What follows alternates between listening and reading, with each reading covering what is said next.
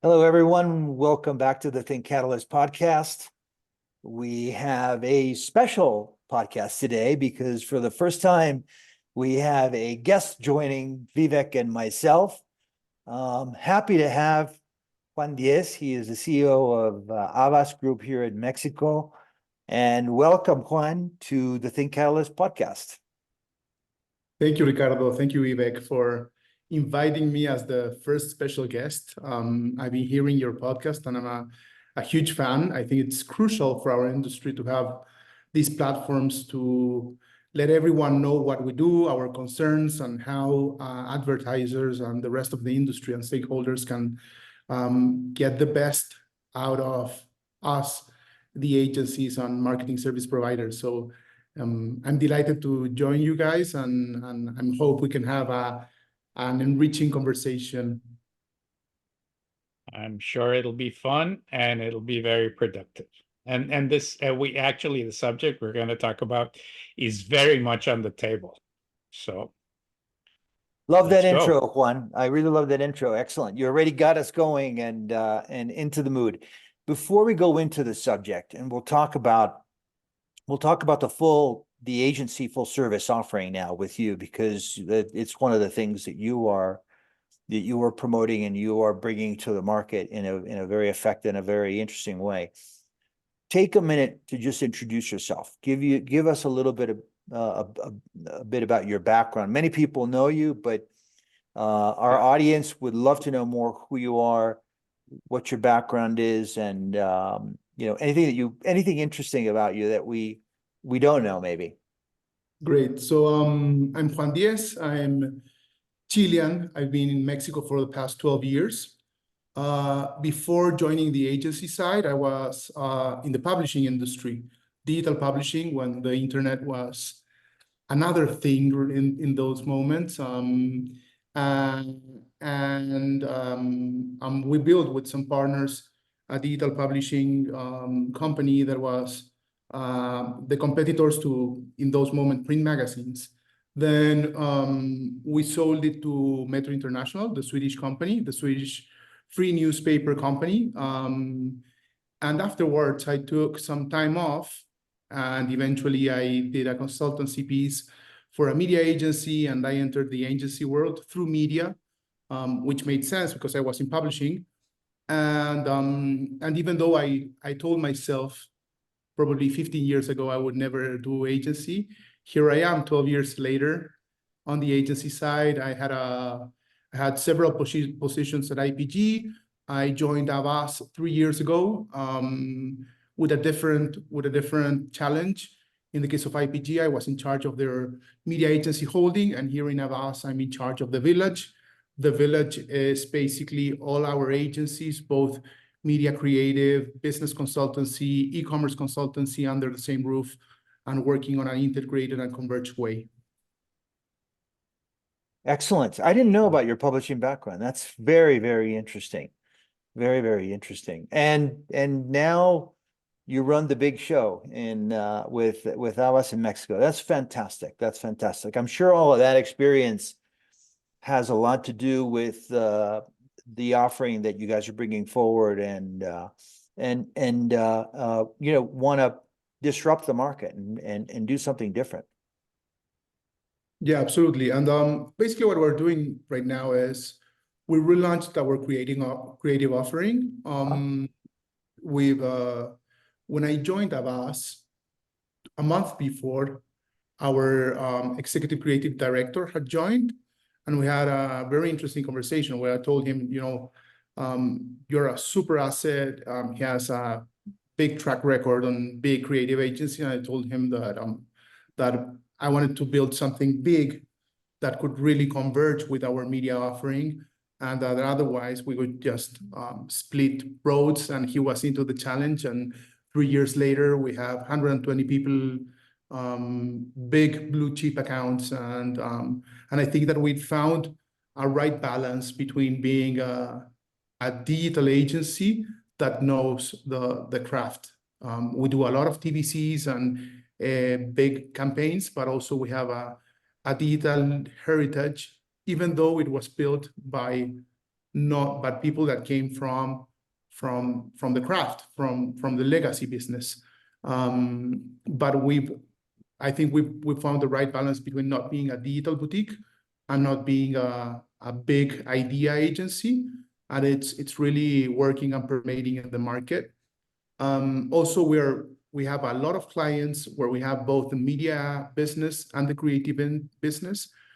It's interesting that it's not usually triggered by an integrated pitch, but we will either win the media business or the creative business, and afterwards win their trust, and eventually they will assign us, even directly, the other piece of the account.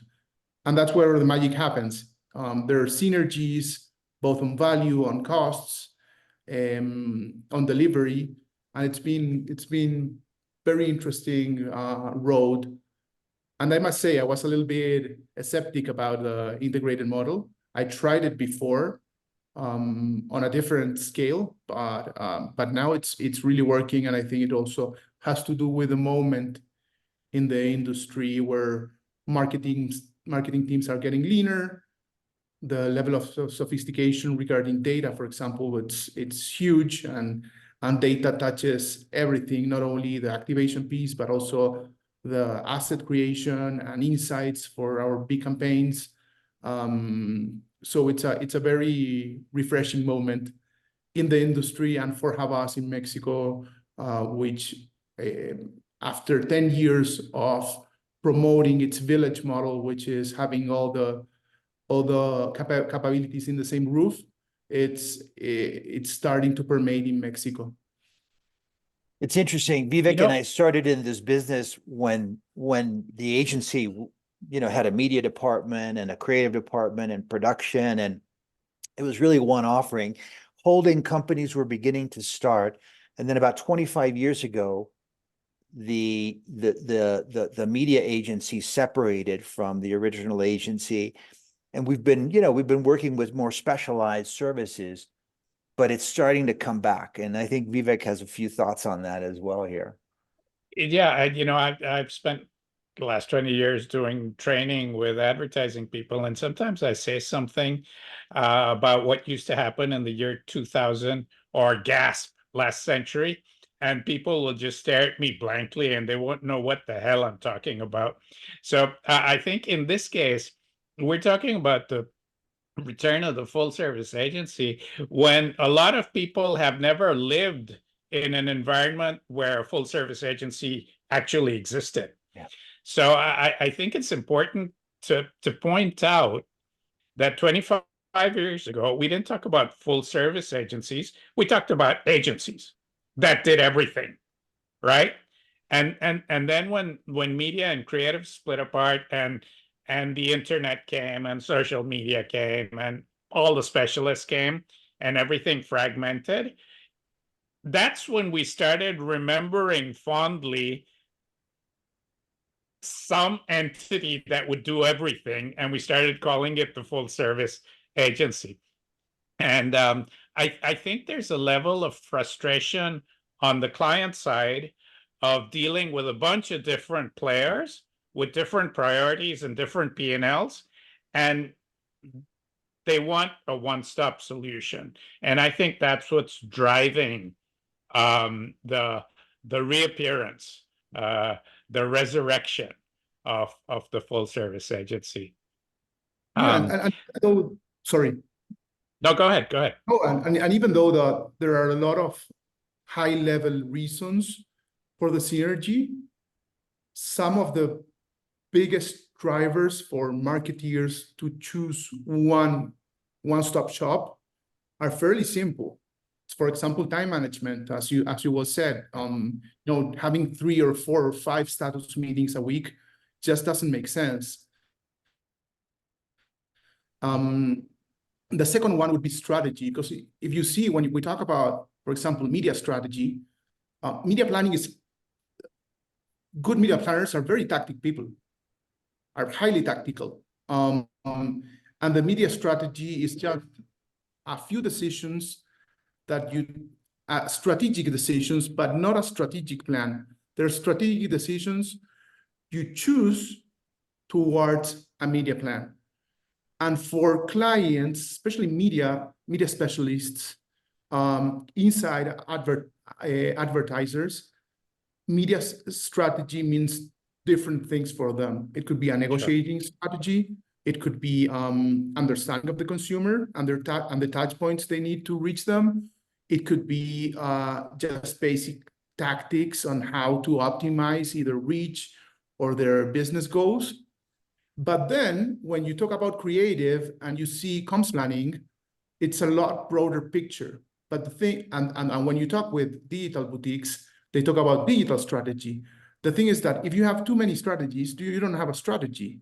And in fact, your marketing strategy should be a mirror or a continuation of what your business strategy is. Yeah. And if you see, I think that the biggest asset on integrating is having a single team of strategists that, of course, some of them need to know one capability or another that can build all this thinking into one single strategic setup that's linked not only to the business KPIs of a specific campaign, but to the bigger picture on what a company needs or wants to be. And it's interesting because when I meet usually our teams here in the agency, I always ask them, so how does our client make money? And I was we were talking with a account team from an automaker, and this was like, okay, so Juan is a lot dumber than we thought. They sell cars. I was like, do they sell cars, or do they sell maintenance, or do they sell or are they big in the financial business? And deep understanding of their business is important towards building a right strategy. And I think that and it's interesting because I'm hearing your previous episodes on how the agency business model is broken. A big part of it has to do with paying your agencies not only for doing, but also for thinking. And there's a huge gap on the thinking piece and on the strategic piece. And it has a lot to do also with all the conversation regarding the role of consultancy on the marketing landscape. But I think at the end of the day, what would be the biggest subject regarding integration is strategy. You know, if I can just add one thing to what you said, Juan, the question that you pose to your teams of how does this client make money? Not enough agencies ask the question, and even fewer agencies know the answer. And that's a terrible thing. And unless you know that, you don't know where to actually point the cannon. And you're doing stuff, but it's not actually impacting how they make money. And unfortunately, I have seen that a lot in the agency world, and it's not a good thing. And to be fair, not all organizations on the client side are great, are cascading their business objectives to all the teams. So sometimes the marketing teams don't know how their company makes money, or at least they think they know, but they don't know the specifics out of it. There's many, or for some reason, they've decided they can't share it with the agency. right. Yeah. So there's many iterations of how the full service model works. We have a number of examples that we can talk about, but why don't we start with your example, Juan? Tell us a little. You started to mention before about the village and the offering, etc. Why don't you tell us a little bit more? One could see this as a holding company offering, which is one way to discuss it, or a full service agency offering built off of the media business. How do you describe your offering, and tell us a little bit more about it? Okay, so we have I'm going to go to certain specifics which are important towards the proposition. We have 3 media agencies and 1 creative agency. Right. We also have an e-commerce consultancy unit and a data and analytic unit, and we have a strategy team that goes across all the holding. And using those pieces, we try to mirror or to understand what clients need and build a solution regarding that. Because sometimes our stakeholders on creative and media are different. They don't need a one-stop shop, and there are different meetings for creative and media. On other type of clients, it's fully integrated. It depends a lot on what's the client setup. Now, what I would say would be differences. The first one is that we have one single P&L, and it's interesting because everybody says so, but in this case, there's one leadership team with a certain set of KPIs, and when we talk about one single P&L, it's specifically towards one client. And also, of course, we have a single P&L vision. That doesn't mean that we, of course, track individual performance with shadow P&Ls, which is something that usually agencies don't discuss, but specific individual performance is important. But for example, on the client service layer, we don't do a lot of P&Ls. We're more into having healthy relationships, and we track their evaluation. The second thing would be that we have a common set of tools. So our three media agencies, even though they have different go-to-market strategies, they all share the same tools, and we're doing that more often with creative. So creative also is starting to share certain tools with the media agencies. So we're all talking not only the same language, but we also have the same toolkits.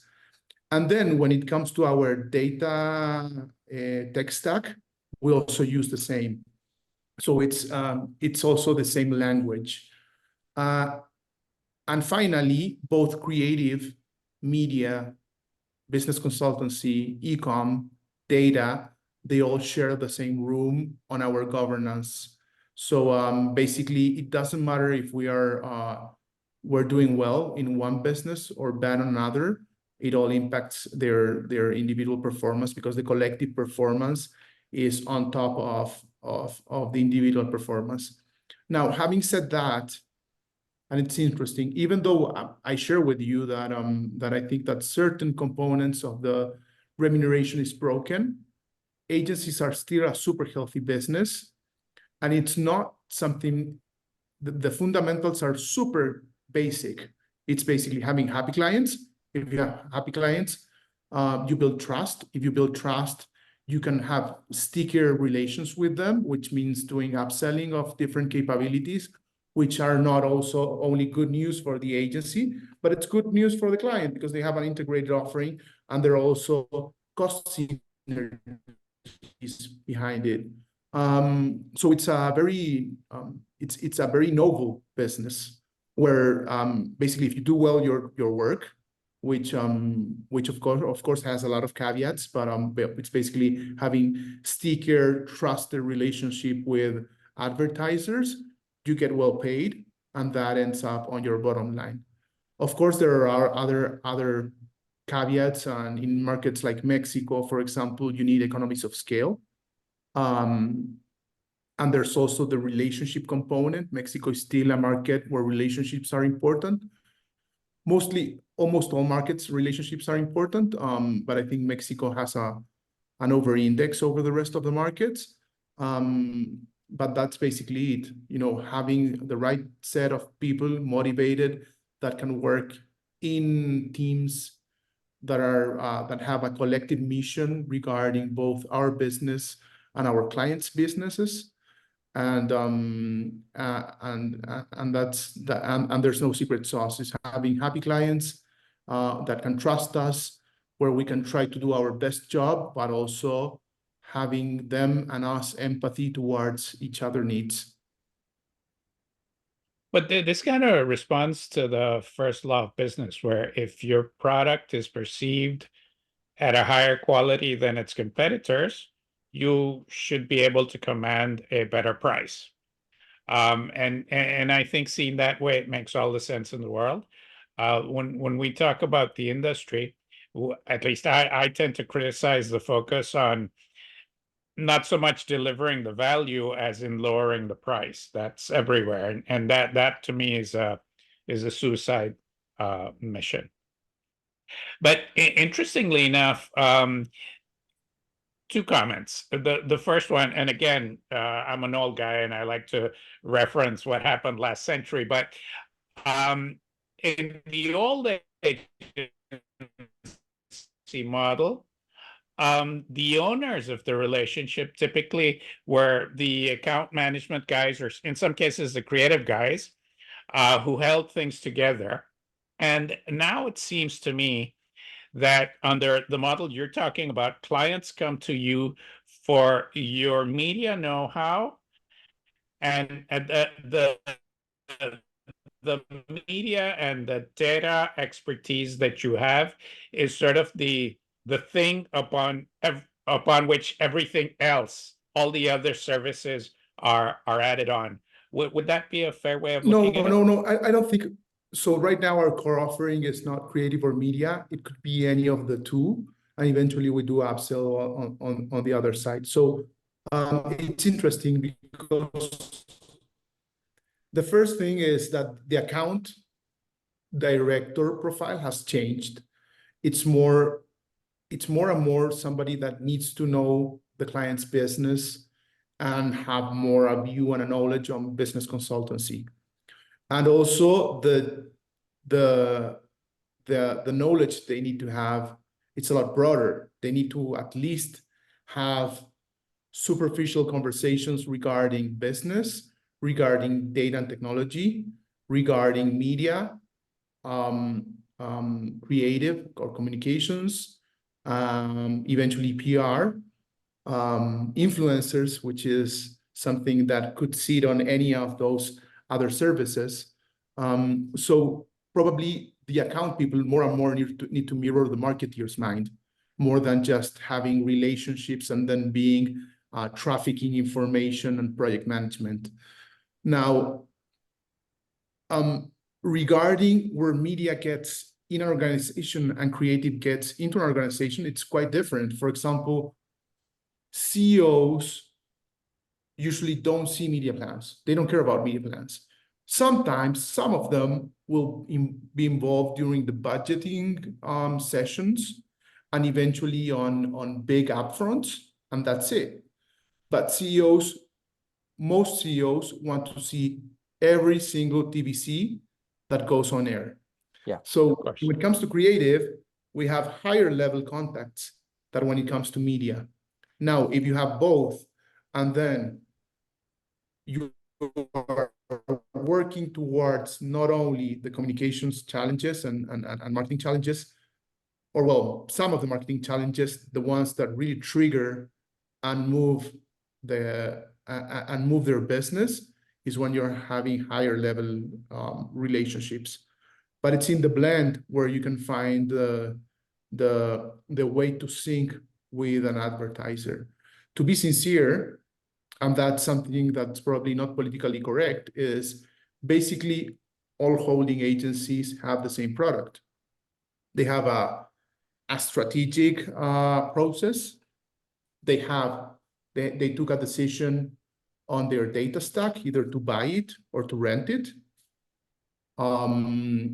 They have certain tools and processes, some syndicated, some proprietary, but it's really a sea of sameness, where I would say that the only single differentiator has to do with service, and more important, service comes with delivery and talent. And if you see now, and you know, you guys, you also have headhunting services and know this better than me, is that it's mostly the same people that are moving around agencies. So, and coming back to the secret sauce, what I'm going to say is super basic, and it's also something that it's a commonplace, but it's so important, and it's probably the most important mission of the top management of a holding company, to not only recruit the right talent, but to have them motivated with the right set of tools, with an upskilling program, investing heavily on learning and development, It's the most important piece of our business. Of course, other holding companies will say that they have the best set of tools. There's no such thing as the best set of tools. Basically, all set of Do tools with them. do basically the same. It's important to have the right talent that know the tools, that can use the tools, that can have an analysis on top of those tools, and that are motivated, that can work across silos, that can understand client needs. This is a services business, and our product, in fact, is the people we have in our organization. There's no more than that. Then, of course, maybe when you go out of the holding company sets, you'll see that certain boutiques are struggling because of economies of scale. They cannot have the right people or pay them competitively, or they cannot afford the tools. But when it comes to the big six, for me, it's the only differentiator is how much you care about your client, how much you care about your organization, and I'm talking about everyone in the organization, and how you can work together towards a specific set of goals. It's interesting how you're driving value and in your offering, and that's where really you have the opportunity to differentiate yourself and also have a good, solid contract, which is, as we say, justo, just for the services that you are providing. Vivek and I see hundreds of credentials presentations from different agencies and different agencies offerings, and we see more of everyone trying to be the same than trying to be different in the way they approach the market. So congrats. Let's mention this because I mentioned this because there are other models. Some clients are bringing their business in-house and they're hiring people, or they have an in-house agency that works with their other agency partners as well. Some agencies are also offering sort of the bespoke model. They'll build an agency for a client. McDonald's did that with Omnicom some years back, and then it unraveled quickly. There are different models. Do you have what are your thoughts on this, Juan? I think that there are tailor-made solutions for a number of different situations. But your thoughts are welcome here, and I know Vivek has a point of view on a number of those. Why don't we go one by one? Why don't we take, for example, Juan, the bespoke agency model? What are your thoughts on it? Yeah, well, I like bespoke models, but it has challenges, and it's that the biggest minds in our industry, they don't want to work for a single client. That's There you go. So There you go. I think the only case, and I would like your point of view, where it feels it's working, but it has to do with the advertiser and not the service provider, is Coca-Cola. Basically, all ad people would like to work with Coca-Cola for a frame in their time. It's the most iconic brand in the world still. Or set of brands. Probably Coke Red is not it's not what it used to be, but their portfolio of brands is impressive. And then McDonald's has gone through a digital transformation like no other company. And it's probably the most undersold story in the industry. What McDonald's did to connect with younger audiences through the use of technology and personalized experiences that went beyond advertising, but into the transactional model, is just fantastic. But truth is that the rest of our business is not Coca-Cola or McDonald's. And when it comes to bespoke models for other industries, I'm not sure it works that well, because again, the type of talent that would like to work for 3 years in a row on the same client is not necessarily the most motivated, let's say. Yeah. That's the biggest challenge on the bespoke model. there are many strengths to it. The first one is deep understanding of the business on the client side. There's also economies of scale, there's synergies. There's also the physical factor, even though we are in a hybrid model, and all agencies are in a hybrid model. I think that just having the agency closer to you, either in your same office or across the street, something that works. But I think that the bespoke model also gives a lot of responsibility to the advertiser to connect and to really work with them as they're an extension of their marketing team. So for example, something that's not always synced for me in the bespoke model, HR on the client side and on the agency side should be deeply connected, because the HR strategy should be basically the same, and the performance reviews should be jointly made. That's something that usually doesn't happen. But I think it all comes back to talent. But I think it's a good model, and we've explored it. We have it with certain clients, and it works well. It's important only for the clients to make sure that there's a sync on HR, that they have the mechanisms to get the best in market talent. And I would say that also it's important to not lose, because silos can be good for focus, but also sometimes you lose the good things that are happening on the rest of the client roster. And it's important to build mechanisms so that the staff team are directly involved in the day-to-day delivery. I would add two things to what you said. I agree with what you said, but I think from the perspective of someone who's building a career in advertising, beyond just being focused on one piece of business for X amount of years, which can be in some sense limiting or frustrating, there is no plan B, because when the bespoke model explodes, it disappears, basically.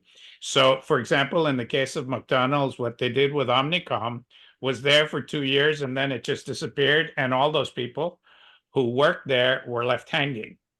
And that's a dangerous thing. That's a difficult thing to have to deal with. When you work in a broader agency, there's other clients. You may lose an account, but it's not the end of the world. In a bespoke agency, when you lose your account, it basically is the end of the world.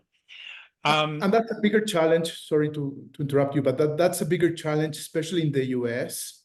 You go to New York, you work for one single client for 3 years, the account moves, and you end up with very high living costs, without a job, in a super competitive, in the most competitive city in the world. But in the case of Mexico, I think that that's not a huge challenge. It's a very dynamic market. There's a lot of demand for good talent. I think it's still a challenge, but it's a smaller one. In the case of the US, it's a huge challenge, but because as a career decision, it's a huge risk to take.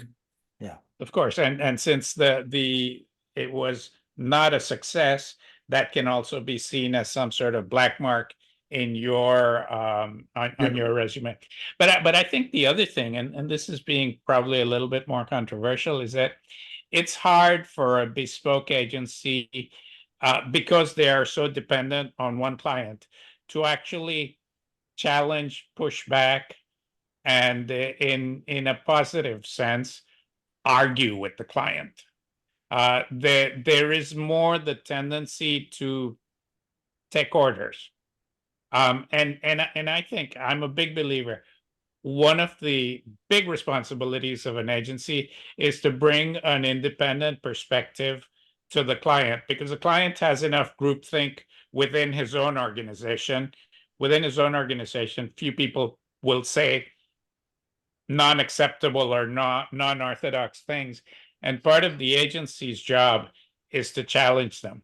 And it's hard in a bespoke agency. But that's an oxymoron, because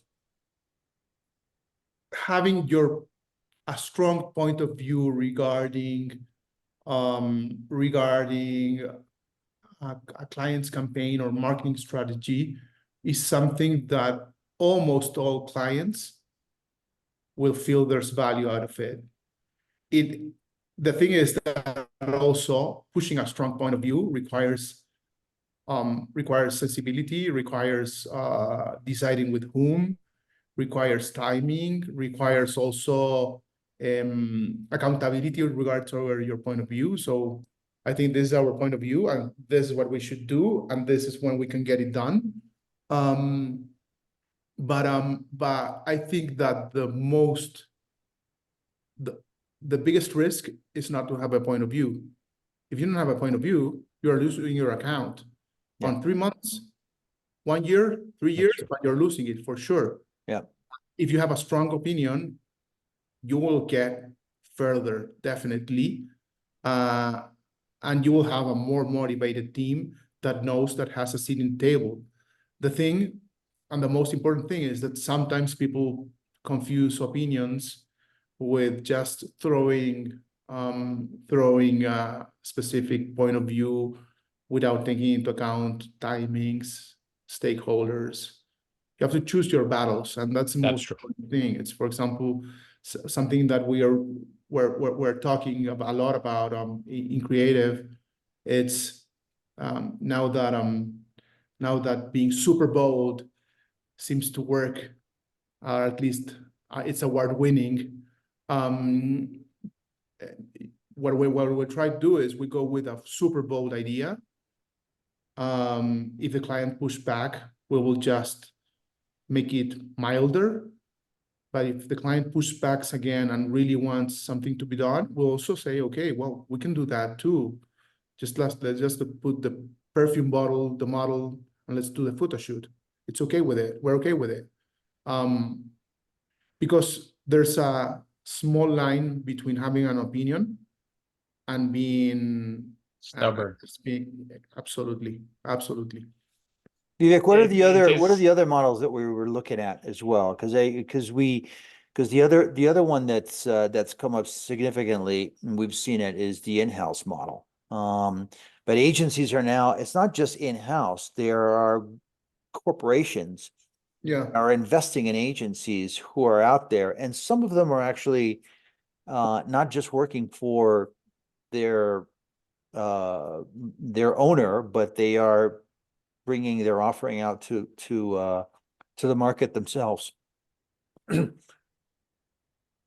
example of that would be, for example, Chael, that is very closely linked with Samsung. In fact, the owners are all the same Samsung stakeholders, but Chael would now like to attract other clients outside of the Samsung world. But I think that Chael and InOcean, which InOcean does the same for Hyundai Kia, it's a kind of their own. I think it's a different. It's not in housing. It's a hybrid model where they have a B&L. They have to be profitable. It's more like vertical integration of services. Would be the same case for in Mexico, Grupo Salinas. They have their own agency. It's just a way to find financial synergies and try to make something that's a center of cost into a center of profit, or at least not a cost. What I would say that it would be an even more interesting model is the one that ABI does. But that's interesting because we've been discussing a lot internally and with friends about the ABI model. And there's one thing that agencies still have, and working in an agency is super fun. If you're young, if you are creative, working in an agency is fun. It's always fun. There's funny people. Happy hours are fun, and you get to know a lot of clients, production companies, media vendors. It's a fun work. It's a tough work. Of course, the life and work balance is not. It's one of our biggest challenges, but it's fun. And then when you think about ABI is a beer company. It's easy if you sell beer to be a fun company, and ABI has economies of scale. They have big, huge budgets, so they have big teams, so they can bring in like-minded people, and it's a fun category. And also they have when they have huge budgets, there's a lot of your work that gets in air, because the biggest frustration for creatives, it's doing work that ends up in the trash can. Yeah. But course. when it comes to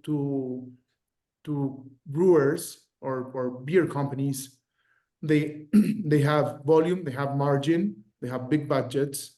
So basically, you have a big hit rate regarding what you propose as an idea and what will get to air. So if you're a creative, being 2 or 3 years in ABI's in-house can be super inspiring. You can have you can meet a lot of people, you can build a portfolio. And that's interesting. Now the question is, if you are in an industry vertical that's not as fun as selling beer, can you build the right in-house team, either for creative media or e-com? Apple has a similar hybrid model as well. They have, I think they have 1,000 people in Cupertino, working with their other agency partners as well. I mean, TBWA is their big agency there, et cetera. So, but that's an interesting model. And I think you hit it on the spot, Juan, and that is the category, the business has to be interesting that will attract that level of talent to work on it for whatever, 2-3 years, et cetera, and then move on.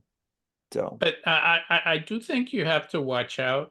You have to be careful to confuse the category that the business is in with the actual corporate culture of the company. as well. And a lot of companies, and I can name 5, but if I say it, I'll get in trouble, so I won't.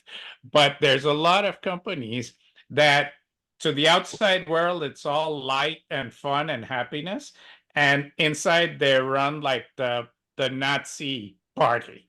I know what you're Basically. saying, and I think and getting back to the client I just mentioned, being in the marketing team and being on other parts of the organization, sure, there's different cultures, and I think that they built a culture inside their own agency. And on the other side, it's sure there are verticals where that might look boring, but there's a lot of disruption on those categories, and there are newcomers where it could be fun to work. But I think it all ends up to having the right talent strategy to bring in the best people, and also understanding that building an in-house agency is just not an extension of your core business. There are different set of rules regarding everything.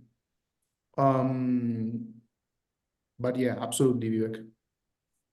So let's pull some conclusions, Vivek. Juan, let's pull Yeah. some conclusions here, because we're running to the end. But I mean, I think there's a number of things that we've identified. One is the company structure and culture is going to be important in terms of how the advertising industry responds and sets up a model. I think we've talked a lot about technology and data and a lot of the new, the new disciplines that come into play as well in terms of, how marketers are adopting those. I think that they're different, we've talked about different agency models that deliver on different sets of values. Your closing thoughts, Juan and Vivek, on in this regard? Vivek?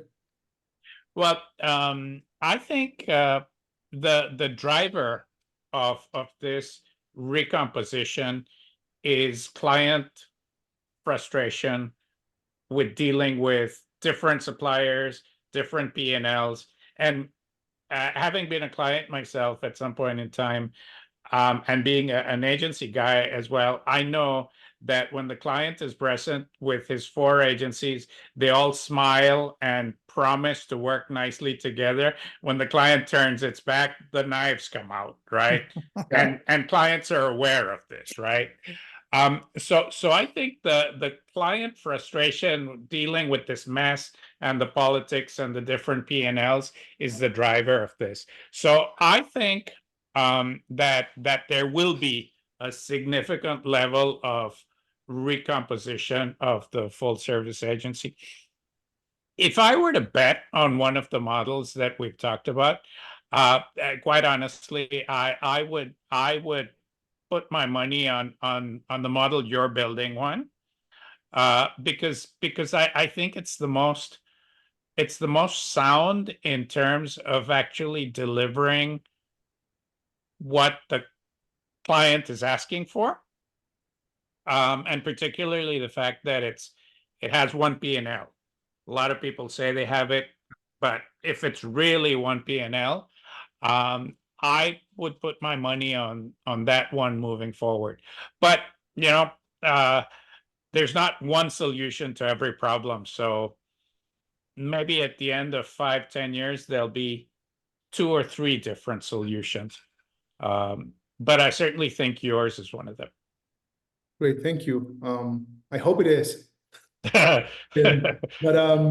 also it's interesting when you were saying about one single P&L. I think that one single P&L has to be the reflection of no politic.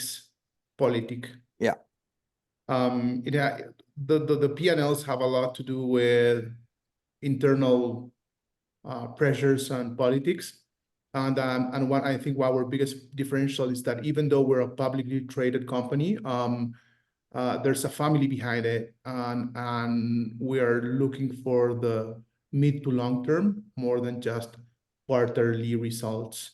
And that's a very special place to be when you're building the vision of a company that's basically transforming itself during the last 3 years, which is Havas in Mexico.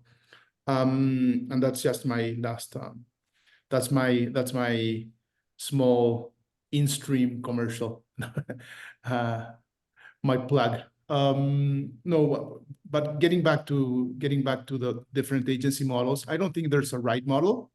I think that most important, either you do in-house, you have one agency, you have a set of agencies, you have a hybrid model. What's more important is just stick to the plan for not a few years, more than a few years.